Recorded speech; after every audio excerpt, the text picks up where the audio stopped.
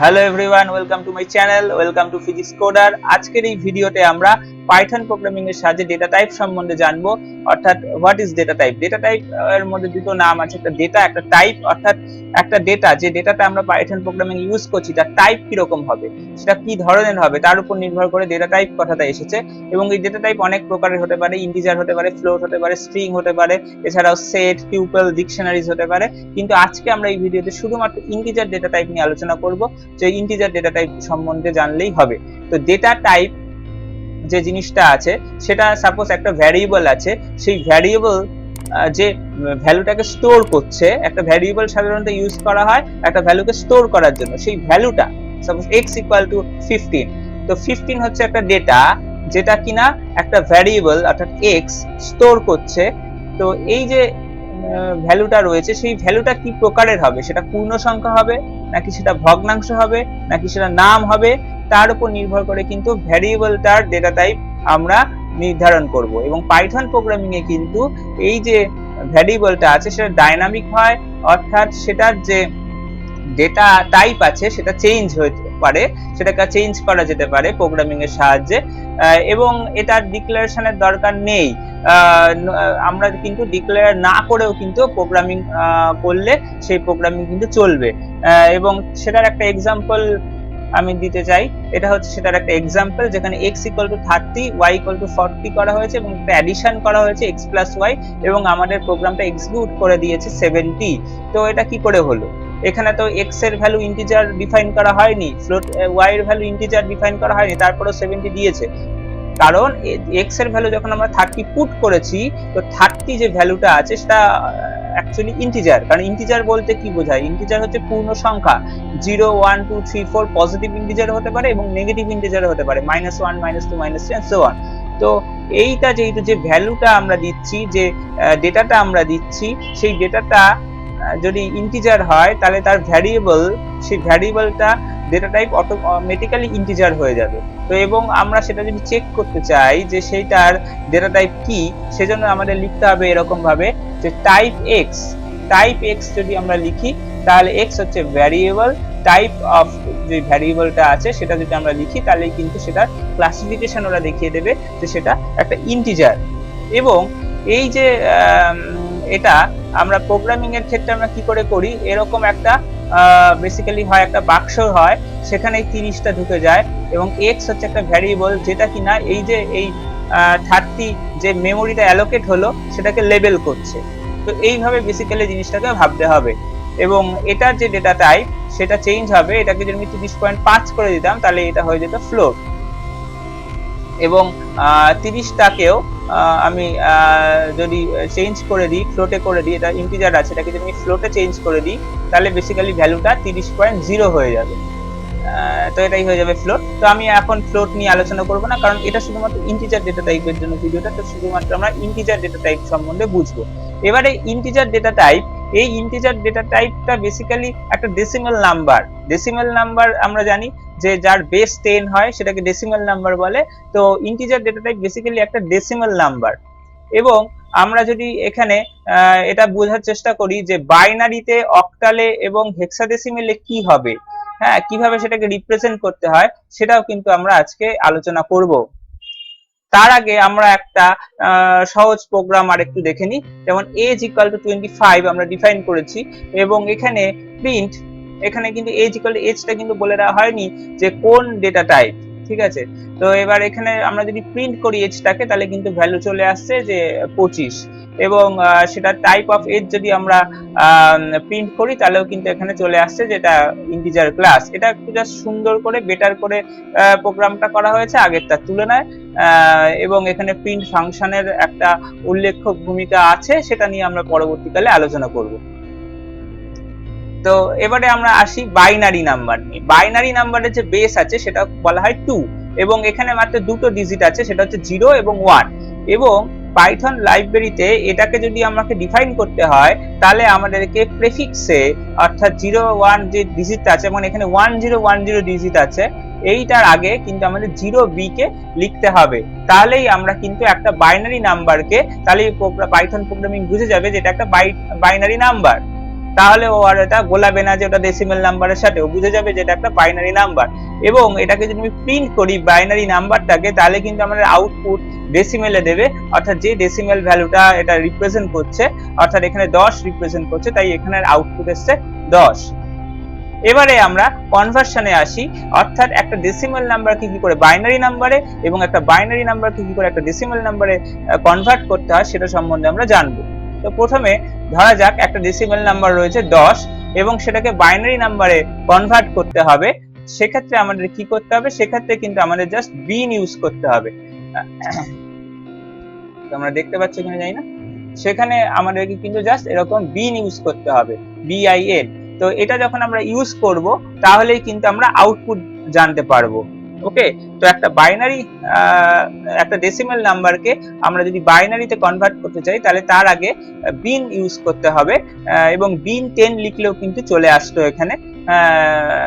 তো এইটাই হচ্ছে ব্যাপার, এবং এখানে আউটপুট আসবে 0B1010।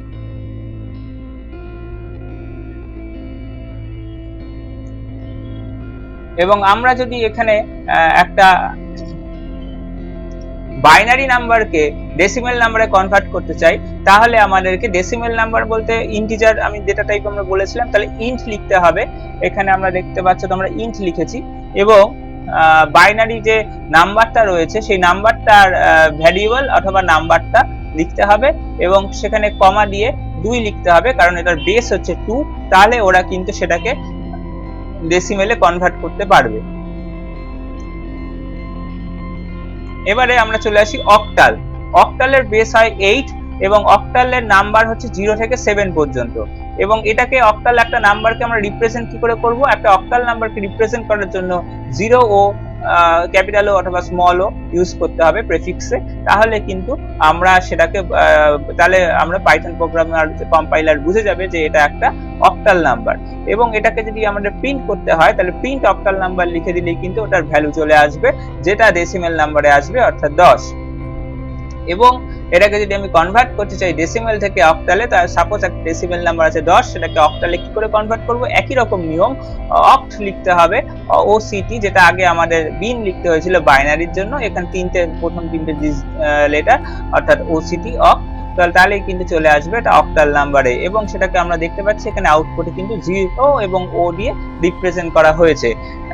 এবং আমরা যদি কনভার্সন করি অক্টাল নাম্বার থেকে ডেসিমেল নাম্বারে, তাহলে কি হবে, অক্টাল নাম্বার সাপোজ আছে 1 2, এখানে অ্যাকচুয়ালি এটা 12 নয় 1 2, কারণ 0 থেকে 7 পর্যন্ত ডিজিট আছে অক্টাল নাম্বারে, তো 1 2, তো এটার যে কি হবে, এটার ডেসিমেল নাম্বার কত হবে, তো সেটার জন্য আমরা যেটা করব সেটা হচ্ছে ইন্ট, এবং ওই অক্টাল যে নাম্বারটা সেটাকে যে ভ্যারিয়েবলে আমরা স্টোর করেছি সেই ভ্যারিয়েবল নেম কমা এবং 8 লিখতে হবে, তাহলে ওরা বুঝতে পারবে যে এটা অক্টাল নাম্বার এবং এটাকে ওরা ডেসিমেলে কনভার্ট করবে। Next hexadecimal number. Hexadecimal number আমরা জানি যে 16 হয় ওর বেস, অর্থাৎ 0 থেকে 15 পর্যন্ত থাকে, কিন্তু 15 হয় না এখানে, বেসিক্যালি 0 থেকে 9 হয় এবং A থেকে F অবধি হয়। ঠিক আছে, তো 10 থেকে 15টাকে এইভাবে লেখা হয় A থেকে F পর্যন্ত।